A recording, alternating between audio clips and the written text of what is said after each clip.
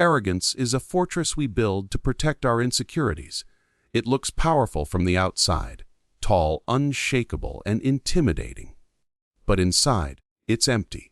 Alexander Montifior lived inside such a fortress. He believed success was measured in money, speed, and control. Every person he met was either an asset or an obstacle. His arrogance wasn't confidence, it was armor. He wore it so the world wouldn't see his fear of failure, his need for validation, his hunger to always be right. But arrogance isolates you. It separates you from people, from empathy, and from growth.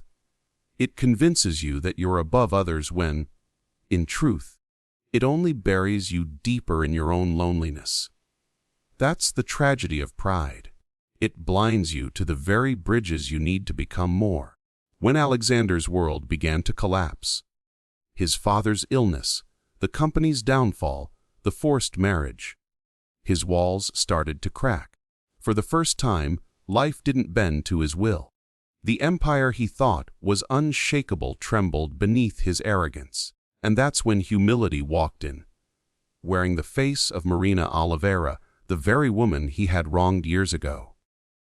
The same girl he had mocked, underestimated, and pushed away was now the key to saving everything he had built. Life has a poetic way of teaching lessons. It will bring back the people you once dismissed to show you what real strength looks like. In Marina's quiet confidence and self-respect, Alexander saw something unfamiliar. Control without cruelty, power without ego. That's when he learned humility doesn't make you small. It makes you wise enough to see beyond yourself. Humility is not weakness, it's awareness. It's the ability to say, I don't know everything. I can still learn. I can still change. The arrogant man shuts doors. The humble one opens them. Alexander began to understand that power without empathy is hollow. He saw how his arrogance had cost him trust, love, and respect. And slowly, piece by piece, he started to lower his walls. He began listening instead of commanding, understanding instead of assuming, helping instead of hiding. The same man who once believed vulnerability was a flaw began to realize it was the foundation of connection. Humility became his bridge, to the people he'd hurt, to the woman he'd once broken, and most importantly, to himself. When humility enters, transformation begins. The walls that arrogance built start to crumble, revealing something real beneath the surface. Humanity. Alexander's journey shows that life will always find a way to humble you. You can either resist and break, or surrender and grow. Humility allows you to rebuild what pride once destroyed. It opens doors that arrogance slammed shut. It invites forgiveness where hostility once lived.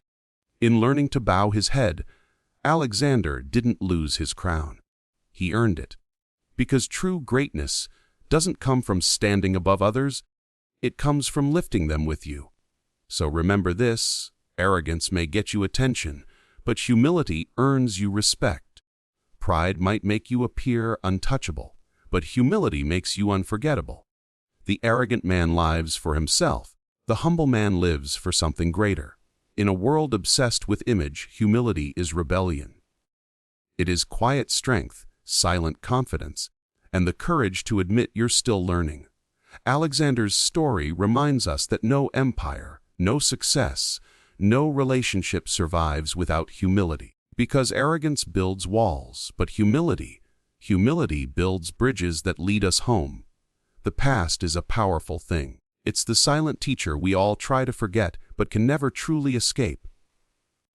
For some, it's a prison, a collection of regrets, mistakes, and painful memories that keep them chained. For others, it becomes the foundation of growth, the fire that forges resilience. The difference lies in one thing: choice.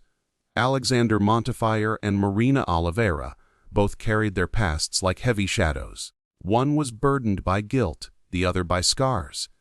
He had been the bully who tore down others to feel strong. She had been the target who learned to stand taller in silence. Their reunion years later wasn't just fate. It was life demanding that they face what they had buried. The past doesn't vanish, it waits. It waits for the moment you're strong enough to confront it and decide, will it break you or will it build you? Alexander spent years running from the boy he once was. The arrogant hare, the entitled youth who mocked weakness, who confused cruelty with confidence. He buried that version of himself under wealth, speed, and control, thinking success could erase sin. But success can't heal what the soul refuses to face. When Marina reappeared in his life, his past stood before him. No longer a memory, but a mirror. Every cruel word, every arrogant smirk, every moment of disregard came rushing back. And in that mirror, he saw not a villain, but a broken man who had been hiding from his own reflection. That's when he realized something profound. You can't rewrite your past, but you can redeem it. Through change, through humility, through truth. Marina's past was different, but no less powerful. She had spent years proving that she was more than the girl they laughed at, more than Fat Marina, more than a target. She became intelligent, poised, and respected. But beneath that armor of achievement still lived a hurt young girl who had been humiliated by someone she never deserved to suffer from. When life brought Alexander back into her world, it was her test too. Would she let the bitterness of the past dictate her present? Would she let her old wounds define her strength? Marina chose growth over grudges.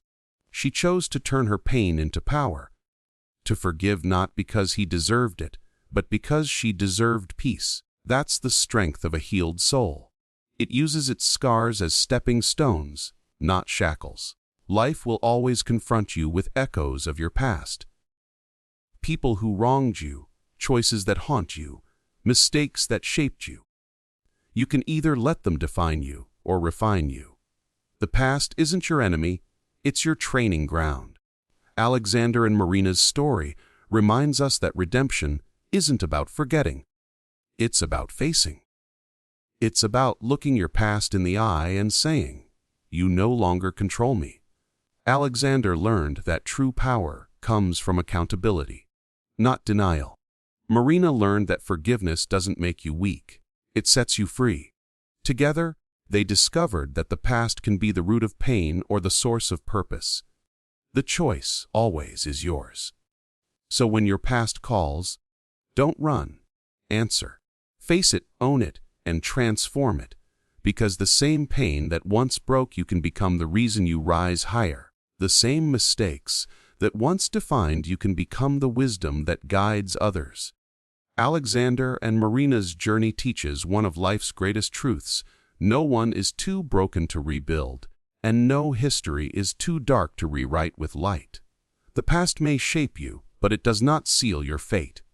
You hold the pen now, and what you choose to write next, that's what will define who you truly are. Love isn't born in fairy tales, it's built in fire. It doesn't always start with roses and promises. Sometimes it begins with pain, with regret, with the haunting echo of mistakes you wish you could undo. For Alexander Montifior and Marina Oliveira, love didn't arrive wrapped in romance. It arrived disguised as a contract, a merger, a necessity. Yet, somewhere in that chaos of pride, pain, and pretense, something real began to grow. Because love, true love, isn't found in perfection. It's found when two flawed souls stop hiding behind who they think they should be and start becoming who they really are.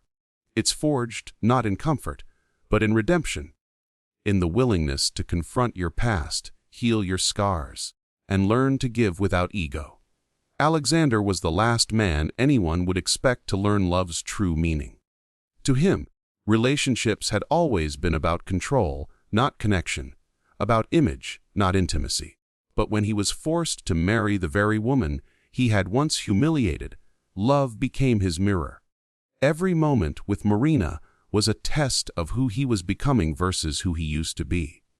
Her strength humbled him, her silence taught him patience, and her grace reminded him of everything money couldn't buy: dignity, compassion, forgiveness. Slowly, the man who lived for power began to crave peace. He began to understand that love isn't something you take. It's something you earn. It demands humility, honesty, and the courage to face yourself. Marina's heart had every reason to remain closed. She had endured cruelty. She had learned independence. And she had built her success without needing anyone, especially not him. Yet, love has a strange way of working through the cracks pride tries to seal. In Alexander, she saw not just the man who once hurt her, but the man trying desperately to become better. And that changed everything. Because love, real love, doesn't deny pain. It redeems it. It takes the broken pieces of two imperfect people and forges them into something stronger. Marina didn't fall for the man Alexander was. She fell for the man he was becoming. That's what love is, not an escape from imperfection, but the transformation of it. Their story reminds us that redemption is the purest form of love. It's easy to love someone when everything is perfect, when they never disappoint you, never falter, never fail. But to love someone who is rebuilding themselves, to see their flaws and still choose to stand beside them, that's the kind of love that changes both people forever. Alexander learned that apologies mean nothing without change, and Marina proved that forgiveness is not surrender, it's strength. Together, they showed that love is not about possession, it's about evolution. It's about helping someone become the version of themselves they were always meant to be, while growing in the process yourself. So if you're waiting for perfect love, you'll wait forever. Real love is messy, complicated, and raw. But it's also healing, powerful, and eternal. It's forged in moments of truth, not fantasy. In the quiet confessions, the second chances, the willingness to rebuild what was broken. Love doesn't ask for flawless hearts, it asks for honest ones. Alexander and Marina's journey proves that redemption doesn't erase the past, it redefines it. Because love, at its core, is not about finding someone without scars. It's about finding someone who helps you believe that scars can become stories of strength. Love isn't found in perfection. It's forged in redemption.